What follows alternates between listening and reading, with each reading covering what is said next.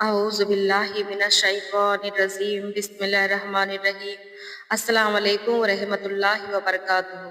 ఈ రోజు మన హదీస్ ముహమ్మద్ సల్లల్లాహు అలైహి వసల్లం గారు సెహరీ మరియు ఇఫ్తియార్లో ఏమేమి తీసుకునేవారు ఆహార పదార్థాలు. సహీ బుఖారీ, సహీ ముస్లిం హదీస్ల ప్రకారం ముహమ్మద్ సల్లల్లాహు అలైహి వసల్లం గారు చాలా సరళమైన ఆహారం తీసుకునేవారు.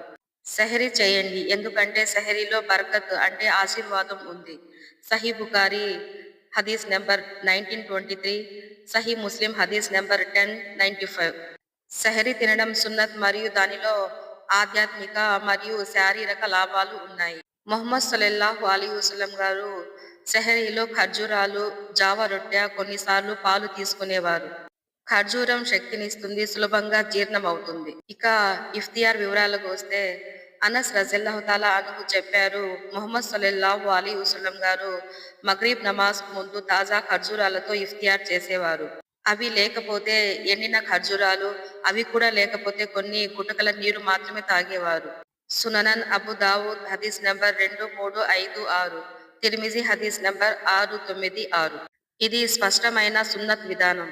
తాజా ఖర్జూరం లేకపోతే ఎండిన ఖర్జూరాలు లేకపోతే నీరు తాగడం. ప్రవక్త గారి జీవన శైలి చాలా సాదాసీదా జీవితం. కొన్ని సార్లు అయితే వారి ఇళ్లల్లో పొయ్యి కూడా వెలిగేది కాదు. సహీ బుఖారీ నెంబర్ 2567. మరి వారు ఎలా జీవించేవారు అంటే ఎక్కువగా ఖర్జూరాలు మరియు నీరు ప్రధానంగా తీసుకునేవారు.